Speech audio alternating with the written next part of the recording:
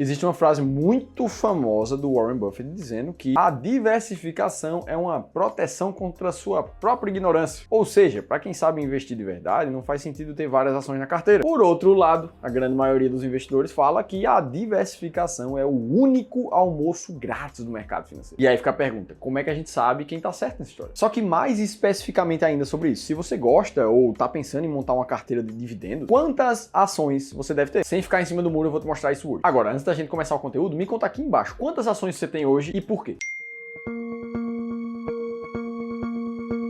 Além dessa famosa frase do Warren Buffett, alguns outros grandes investidores brasileiros também são a favor da concentração de ações, como é o caso do próprio Lírio Parisotto, um bilionário que fechou 2022 com um patrimônio de 12 bilhões de reais na conta. E palavras dele ali, ele falou que investe no máximo em 12 ações. E aí, abre aspas, eu falo em 12 ações porque não tenho personalidade para investir em uma só, me falta personalidade. Ou seja, ele queria ter mais coragem para investir em uma empresa apenas. Ou como é o caso do próprio Luiz Barsi, que diz que prefere a concentração de papéis em um portfólio em vez da diversificação. Agora, convenhamos, vamos analisar fatos. Entre Warren Buffett, Lírio Parisotto e Luiz Barsi, existe uma diferença entre o que eles falam a favor da concentração e o que realmente eles fazem. O próprio Parisotto fala que queria ter menos ações na carteira, mas que prefere diversificar em pelo menos 12. O Barsi vai em uma linha muito parecida. Atualmente ele tem 11 grandes posições relevantes mesmo ali no portfólio dele, mais de 10. Sem contar outras pequenas posições que ele tem ali e vai montando. Muito porque ele também entende de verdade o risco da concentração. Afinal de contas, imagina se o próprio Luiz Barsi tivesse concentrado investimentos nas ações da Oi, empresa que inclusive ele comprou na época de 2011 e 2012 ali, e passou por mais de 2 anos com ela em sua carteira. A própria fala do Luiz Barsi é que esse foi um dos maiores arrependimentos dele. Então imagina se tivesse tudo concentrado ali, onde ele perdeu mais de 60% do patrimônio só naquela ação. Então os riscos existem e muito. Inclusive a frase do Warren Buffett que a gente mostrou, ela contrasta com outro conselho que ficou muito famoso do próprio investidor, onde em uma entrevista para o CNBC em 2017, ao ser perguntado qual era o principal conselho que ele daria para o investidor para maximizar seu patrimônio, a resposta dele foi, abre aspas, consistentemente compre o fundo de índice S&P 500, ou seja, compre sempre um ETF que investe nas 500 maiores empresas dos Estados Unidos e faça isso todos os meses. Diversificação na veia. E a gente pode dar um passo além. Os 3 grandes investidores que a gente falou aqui são praticamente profissionais da área, trabalham com isso todos os dias e já construíram um patrimônio relevantíssimo. Ou seja, eles têm muito mais do que décadas. Cada um deles tem cerca de mais de 50 anos de experiência no mercado financeiro. E um grande sinal disso é que a gente não pode nunca se colocar na pele desses caras para tentar fazer exatamente o que eles fazem. E aí pergunta para você refletir, será que a sua postura como investidor hoje se aproxima muito mais de um grande gestor de um fundo de ações, que estuda a fundo cada uma das empresas e mais, tem contato direto com a maioria dos executivos daquela empresa para tirar informações relevantes e montar os seus modelos? Ou você é uma pessoa que tem tua profissão, tá lá focando em melhorar a tua vida profissional para ganhar cada vez mais dinheiro e faz um aporte ali mensalmente para montar uma carteira de investimentos e viver de renda disso? Bom, muito provavelmente a maioria de vocês se encaixa no fator de uma pessoa normal que trabalha e investe todo mês. E é justamente por isso que, segundo o conselho dos próprios grandes investidores, diversificar faz muito mais sentido. E para te comprovar ainda mais a eficácia da diversificação, é para você evitar casos exatamente como esses da Oi, onde apesar da empresa ter caído praticamente 100% nesse período inteiro, em notícias como essas aqui de 2013, ela era uma das empresas que apareceria como ações para esquecer na carteira e viver de renda na aposentadoria. Tanto é que o próprio Luiz Barsi fez compras nessa época. Imagina o cara que concentrou demais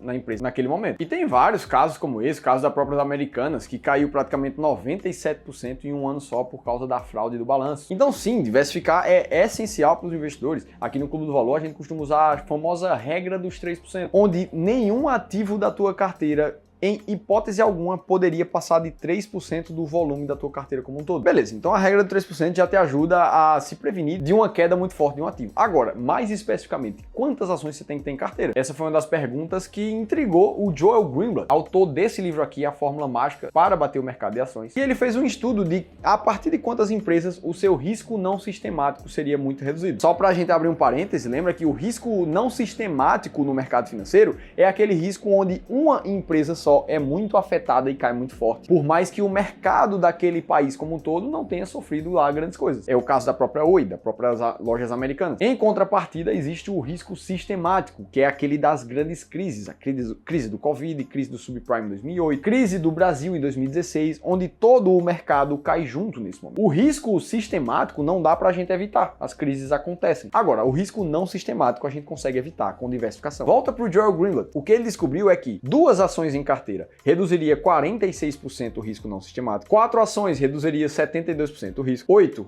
81%, 16, 93%, 32, 96%. Perceba que do 16 para o 32, a gente adicionou 16 ações na carteira, mas o risco só reduziu mais 3%. Ou seja, parece ter um limiar ali de nem tão poucas ações, nem tantas ações assim. Beleza, esse foi o estudo do Joel Greenblatt. Agora, a gente aqui no Clube do Valor, antes de desenhar as nossas estratégias, a gente também faz o nosso estudo próprio. Porque, pensa comigo, estar aqui no YouTube para milhares de pessoas, todas as semanas, todos os meses, já é uma baita responsabilidade como educador financeiro, investidores profissionais que somos. Tá te passando informação que vai afetar diretamente, se você colocar em prática, o teu patrimônio. Agora, outra coisa e ainda de mais responsabilidade é através do Clube do Valor, onde a gente ajuda a investir mais de 2 bilhões de reais dos nossos clientes sobre gestão e consultoria. Aí a responsabilidade vai pro céu. Essas pessoas confiam exatamente nos nossos estudos e no que a gente diz que faz sentido fazer na hora de investir. E é por isso que a gente faz estudos aprofundados, como o que eu vou te mostrar agora. Mas antes dos estudos, eu te pergunto, qual é o grau de certeza que você tem sobre a quantidade de ativos que você tem hoje, sobre o balanceamento da tua carteira entre renda fixa, entre ativos internacionais dolarizados, entre ações do Brasil, entre fundos imobiliários, ou até mesmo se você está comprando e vendendo ativos na hora exata. Se você tem dúvidas sobre qualquer uma dessas questões, cara, eu preciso te convidar para uma consultoria de investimentos gratuita que a gente está oferecendo com um dos nossos especialistas aqui do Clube do Valor. Ele vai tirar 1 hora do tempo dele para olhar como é que você investe hoje, aplicar os estudos que a gente já fez sobre a tua metodologia e ver se tem alguma coisa que você pode melhorar. No mínimo, você vai ter uma segunda opinião profissional de uma pessoa que trabalha com isso há anos, todos os dias. Se você quiser participar dessa consultoria gratuita, é só clicar nesse botão aqui em cima ou no primeiro da descrição do vídeo. Beleza, agora vamos para os estudos da estratégia máquina de dividendos para a gente ver quantas ações você deve ter em carteira. E quando a gente foi tentar entender qual era o número de ativos correto para a estratégia máquina de dividendos, o que a gente percebeu é que quando a gente fazia somente 5 ativos na estratégia, a gente tinha um retorno de 21%, com uma pior queda dessa estratégia de quase 50% em seu pior cenário. Já quando esse número era de 10 ativos na carteira, a rentabilidade melhora para 24% e a pior queda histórica vai para 33%. E você vê que esse 33% é melhor ou muito parecido a todos os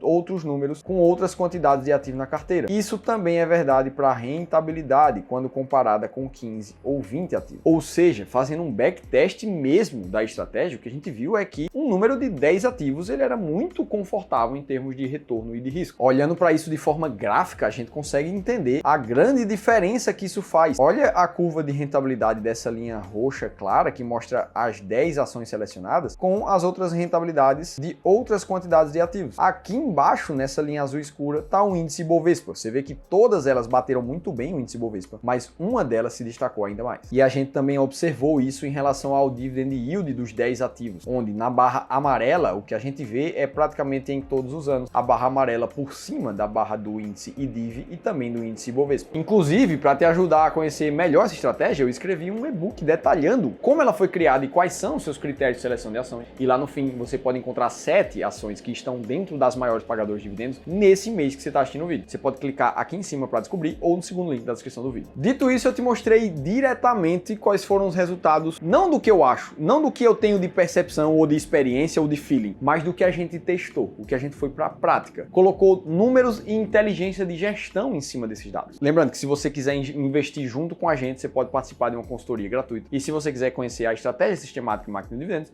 também está aqui no link da descrição do vídeo. Agora, se você quer continuar aprendendo aqui no YouTube, você precisa assistir esse outro vídeo aqui que eu te mostrei como é que os dividendos eles realmente funcionam. Tem muita gente iludida sobre isso e aqui eu quebro tudo isso para você. Se teve pelo menos uma informação desse vídeo que fez sentido para você, deixa o like aqui embaixo, se inscreve no canal Sou Dividendo, que eu tô esperando no próximo conteúdo.